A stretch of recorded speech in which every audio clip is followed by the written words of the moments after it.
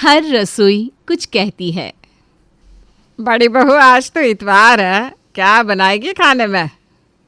सुबह शाम खाना खाना खाना। अरे माँ जी, खाने के अलावा कभी कुछ और भी पूछ लिया कीजिए। रविवार है तो इसका क्या मतलब है? पेट तो वही है ना। रविवार का मतलब स्पेशल ही बनेगा, ये कौन सी किताब में लिखा है? मुझे सब पता है, एक नंबर की काम चोर हो तुम दोनों की दोनों।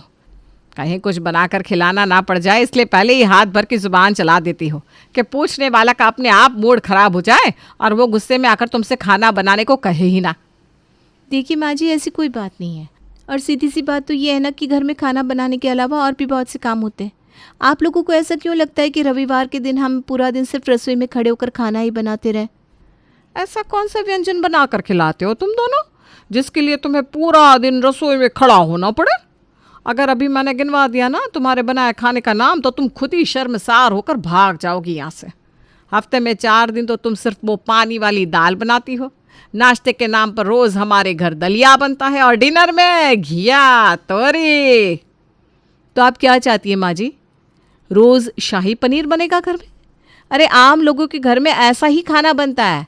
आप लोगों को तो ऐसा लगता है घर में बहुएं नहीं आई, हलवाई आ गए, जिससे आप रोज़ 5 तरह का पकवान बनवाएंगे और शाही लोगों की तरह आराम से बैठकर खाएंगे। जो रसोई में बनाता है ना, उससे पता होता है कि खाना कैसे बनता है। ये डायलॉग बाजी ना बहू तो किसी और के सामने जाकर करना। तुम दुनिया की पहली बहू नहीं हो। हम भी इस घर में बहू बनकर ही आए थे और 30 साल इस रसोई को चलाया है मैंने। मजाल है जो कभी भी ऐसा बेमेल और बेस्वाद खाना बनाया हो। अरे बहू वही होती है जो सबकी पसंद का ख्याल रखे। माँ जी, आपका हमारे ज़माने वाला प्रवचन सुन सुनकर पक गए हम लोग। अरे आप भी तो सोचिए ना कि अभी आपका ज़माना नहीं रहा। अपनी ज़िंदगी सिर्फ रसोई में खाना बना बना कर राख नहीं कर सकते हम। हमने औरत बनकर दुनिया में जन्म लिया है, इसका मतलब ये नहीं कि हम बस सारा जीवन चूल्हा चौका करते रहे। ज़िंदगी जीने के लिए मिली है, चूल्हा चौका करने के लिए नहीं। हाँ बेटा, बिल्कुल ठीक कहा तुमने। चूल्हा चौका तो बेकार का काम है।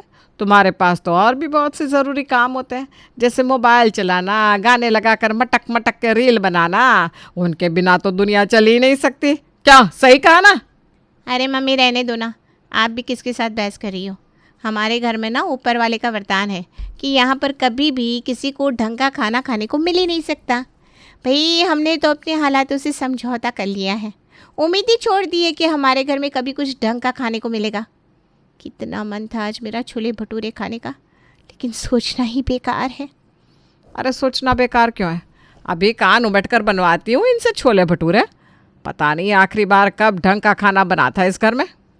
छोटी बहू, छोले भिगोले, शाम को छोले भटूरे बनेंगे। क्यों माँ जी? जब भी कुछ स्पेशल बनाना होता है तो आपको मैं ही क्यों नज़र आती हूँ? कभी बड़ी भाभी से भी कुछ स्पेशल बनवा कर देखिए। मैं छोटी हूँ तो क्या सबका जोर मेरे ऊपर ही चलता है? बोल तो ऐसे रही है जैसे तू बहुत कुछ बनाकर खिलाती है सबको। पिछले 1 सप्ताह से रोज़ सिर्फ दाल चावल बना रही है तू। माँ जी ने तुझे कहा है, इसका मतलब तू ही बनाएगी। बस माँ, तुमने घर में महासंग्राम शुरू करवा दिया। अब दोपहर तक ये दोनों इसी बात पर बहस करेंगी और होना वही है। अंत में ऐसे छोले भटूरे बनकर आएंगे ना कि उसे देखकर आदमी आत्महत्या कर ले। बिल्कुल ठीक कह रहे हो भैया। कभी कभी तो मन करता है कि ऐसे कलेश मचवा कर खाना बनवाने से तो अच्छा है इंसान बाहर जाकर ढाबे में खरीद कर खा ले। कम से कम सुकून से 2 रोटी तो खाने को मिलेगी। मनु रहने दो, नहीं खाना मुझे कोई छोले भटूरे। तुम अपना वही दाल चावल बना लो। तुमसे इससे ज़्यादा उम्मीद करना ही बेकार है। ठीक कह रहे हो आप। मेरा भी ना सोच सोच के दिमाग ख़राब हो गया था। कौन घंटों तक किचन में खड़े होकर छोले भटूरे बनाएगा? आप ही हो एक इस घर में जो मुझे समझते हो। रहने दो भैया, अब मुझे समझ में आ गया है कि ये दोनों भाभी ऐसी क्यों हैं। आप ही दोनों ने इतना सर चढ़ाया है कि आज हमारे घर की ऐसी हालत हो गई है। ले देकर किसी तरह भाभी कुछ ढंग का खाना बनाने के लिए तैयार हुई थी और उसमें भी आपने जाकर बीच में टांग मार दी। आप ही खा लो ये दाल चावल, मैं अपने कमरे में जा रही हूँ, मुझे बुलाने के लिए मत आना।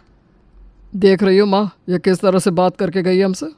अरे बड़े भाइयों से बात करने का ये कौन सा तरीका होता है? खबरदार, जो आज के बाद तूने इस तरह से हमसे बात की, मुझसे बुरा कोई नहीं होगा। भूल मत, सबसे छोटी है तू घर में। अरे चुप करो तुम सबके सब। ज़रा सी बात पर पूरे घर में कलेश मचा कर रख दिया है। ऐसा है बहू, भर गया मेरा भी पेट। मेरे लिए भी खाना आज मत ही बनाना, मैं अभी अपने कमरे में जा रही हूँ।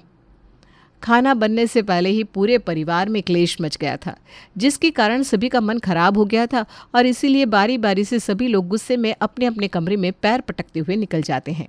अगले दिन कला, अरे कितनी बार से आवाज़ लगा रही हूँ, मेरी आवाज़ सुनाई नहीं देती क्या तुम लोगों को?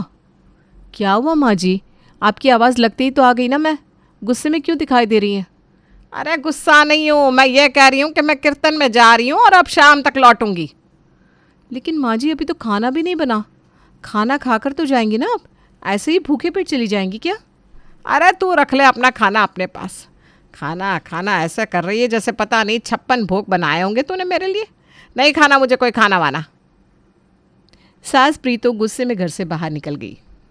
भाभी क्या बात है, माँ जी इतना गुस्से में क्यों नज़र आ रही थी? कुछ बात हुई है क्या? अरे बात क्या होगी, माँ जी की तो आदत ही है, जब भी बात करती हैं ऐसी बात करती हैं जैसे लठ मार रही हो। पता नहीं हमने उनका ऐसा क्या बिगाड़ रखा है जो सीधे मुंह बात तक करना ज़रूरी नहीं समझते। अरे माँ जी के बारे में क्या बात करें, यहाँ तो ऐसा लगता है घर में हर कोई बात बात पर सर फोड़ने को तैयार रहता है। आपने देखा नहीं सुबह के समय ये दोनों भाई भी कैसे बात बात पर लड़ने को आते हैं। भाभी ऐसा लगता है हमारे घर का ना माहौल ही ख़राब हो गया है, कोई किसी के साथ सीधे मुंह बात करने को तैयार नहीं है। मुझे तो कभी कभी ऐसा लगता है कि किसी की काली नज़र लगी है हमारे घर पर, वरना ऐसी भी क्या बात है कि परिवार में कोई भी किसी के साथ सही से बात ना करे।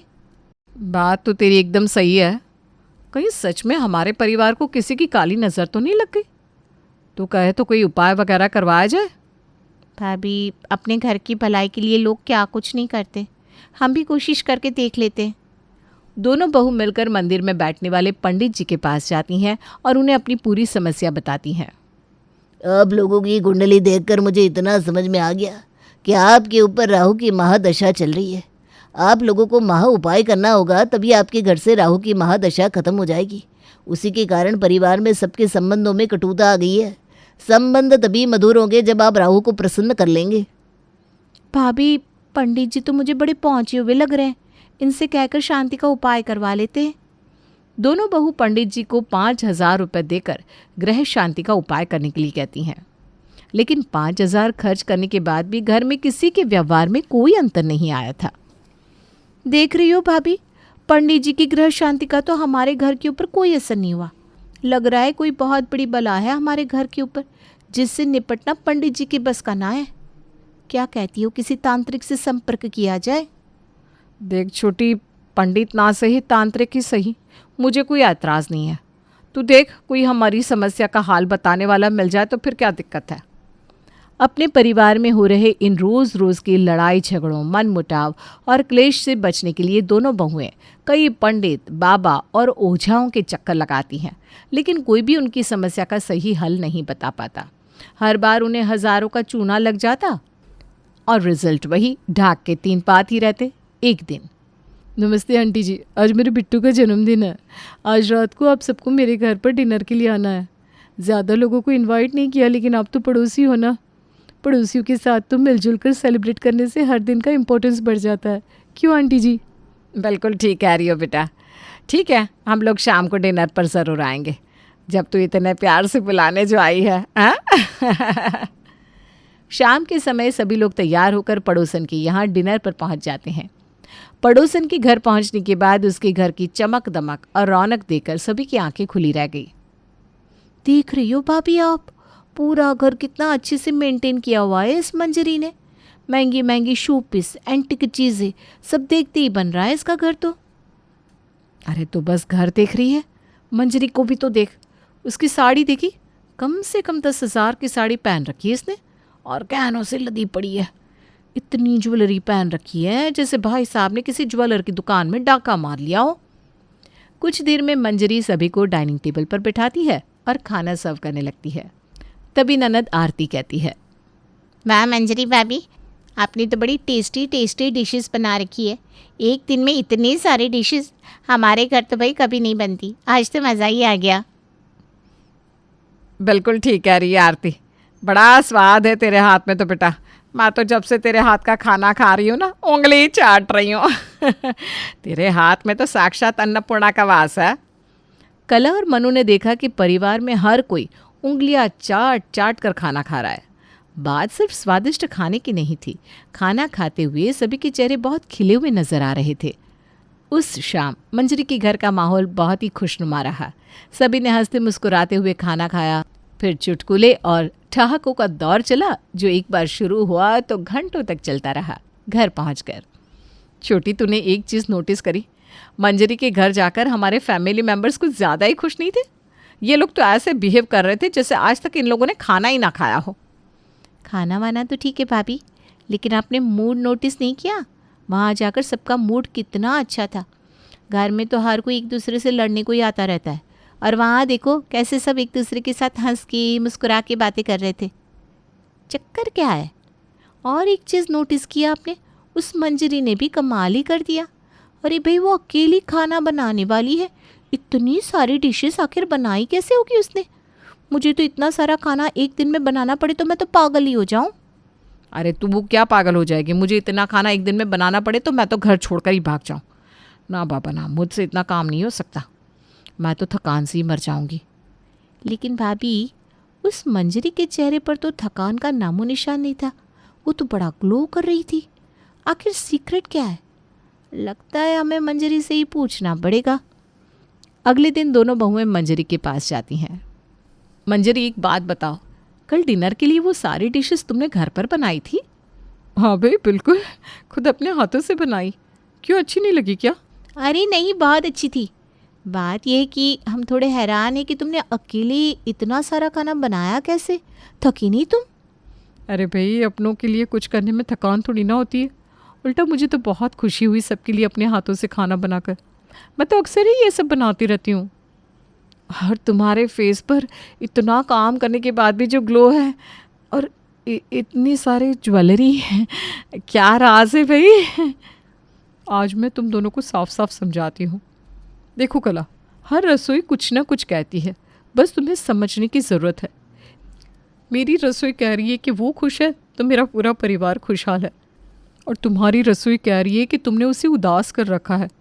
देखो, घर में रहने वालों के दिल का रास्ता ना रसोई से होकर ही गुजरता है। रसोई को बस खाना बनाने की जगह मत समझो, बल्कि वो एक ऐसी जगह है जहाँ से रिश्ते मजबूत होते हैं।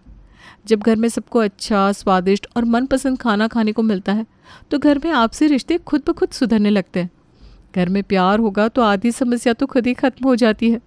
अब बंदा पूरा दिन घर से बाहर काम करता है, जब वो घर में आए तो उसे पसंद का खाना भी खाने को ना मिले तो मन कैसे अच्छा रहेगा, बताओ तो। मंजरी की बात सुनकर दोनों बहुओं को अपनी गलती समझ में आ गई थी। ठीक है तो बोल कर गई ना मंजरी, हमने खाना बनाने को हमेशा फालतू और बोझ समझा, कभी प्रेम से किसी के लिए कुछ बनाया ही नहीं। जब बेस्वाद खाना खाएंगे तो मन कैसे अच्छा होगा? इसीलिए हमारे घर में हर समय सब उखड़े उखड़े रहते हैं। गलती समझ में आने के बाद दोनों बहू उसे सुधारने के लिए कसम खा लेती है और अगले ही दिन से रसोई के कामों में मन लगाने लगती है और खुशी खुशी मुस्कुराते हुए सबके लिए सबकी पसंद का खाना बनाना शुरू कर देती हैं। आरती, देख तो आज लंच में क्या बना है? छोले भटूरे? अरे भाभी, आज तो आपने कमाल कर दिया।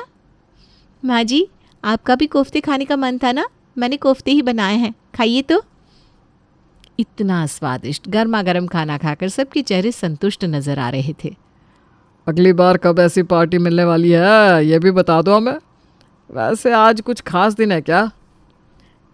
कल सुबह ही आप कहते थे ना आपके ऑफिस में आपकी बेस्वाद खाने का सब मजाक बनाते हैं। अब देखना आपको कैसे ज़ीरो से हीरो बनाती हूँ मैं मानती हूँ कि मैं बेमन से खाना बनाती थी, इसलिए मुझे कभी फ़र्क नहीं पड़ता था खाना कैसा बना। लेकिन अब ऐसा नहीं होगा और अब से हर रोज़ पार्टी होगी। अच्छा खाना खाने के लिए अब आप सबको पार्टी का इंतज़ार करने की ज़रूरत नहीं है। कुछ दिन बाद। कल मैंने तुम्हें बताया था ना, मेरा बॉस एक नंबर का फूडी है। बस 3 दिन पहले तुम्हारे हाथ की बिरयानी खिला दी मैंने। वो इतना इम्प्रेस हो गया कि मेरा नाम प्रमोशन के लिए सजेस्ट कर दिया। तुम्हारे हाथ के खाने ने तो जादू कर दिया। ये लो तुम्हारे लिए सोने की अंगूठी। बहू, बरसों से मेरी सहेलियां पीछे पड़ी थी कि मैं उन्हें अपने घर खाने पर बुलाऊं, लेकिन तुम दोनों की हरकतें देखकर मैं कभी हिम्मत ही नहीं कर पाई कि अपने किसी जानने वाले को घर पर भोजन के लिए निमंत्रण दूं। लेकिन अब जब तुम दोनों इतना बढ़िया खाना बनाने लगी हो ना, तो मैंने भी अपनी सारी सहेलियों को कल खाने पर बुला लिया है। संभाल लेना बेटा, मेरी इज्जत का सवाल है। आप चिंता मत करिए माँ जी, हम दोनों आपको निराश नहीं करेंगे। आपकी सहेलियों की ऐसी खातिरदारी करेंगे ना कि वो भी याद रखेंगी। बहुओं की पिछली परफॉर्मेंस को देखते हुए सास प्रीतो के दिल में धक धक हो रही थी। लेकिन दोनों बहुओं ने अपना किया वादा निभाया और प्रीतों की सहेलियों का जोरदार स्वागत किया। सहेलियों के जाने के बाद कला, मनु, आज तो तुम दोनों ने इतने सालों के सारे गिले शिकवे दूर कर दिए। मेरी सहेलियाँ इतनी तारीफ करके गई है कि क्या बताऊँ। अब तुम दोनों ने इतना अच्छा काम किया है तो इनाम तो बनता ही है। ये लो, ये मेरे खानदानी कंगन जो मुझे मेरी सास दे दिए थे। आज से ये तुम दोनों के हुए। मम्मी जी, ये कंगन तो आप किसी को छूने भी नहीं देती थी, आज हमें क्यों दे रही हैं? अरे बेटा, कंगन तो क्या, ये घर, ज़मीन, मकान सब तुम्हारा ही तो है।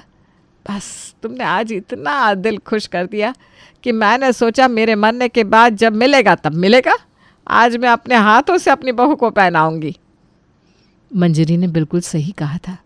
हर रसोई कुछ कहती है और हमारी रसोई चिल्ला चिल्ला कर कह रही थी कि इस घर में संबंधों को सुधारने के लिए रसोई को सुधारने की ज़रूरत है। लेकिन हम बस अपनी रसोई को इग्नोर ही करते जा रहे थे। हमने रसोई को समय देना शुरू किया तो सारे रिश्ते अपने आप सुधरते चले गए। हर घर का माहौल देखो कितना अच्छा हो गया। वो कहावत एकदम सही है कि किसी के भी दिल का रास्ता उसके पेट से होकर जाता है और पेट का रास्ता रसोई से। क्यों, ठीक कहा ना?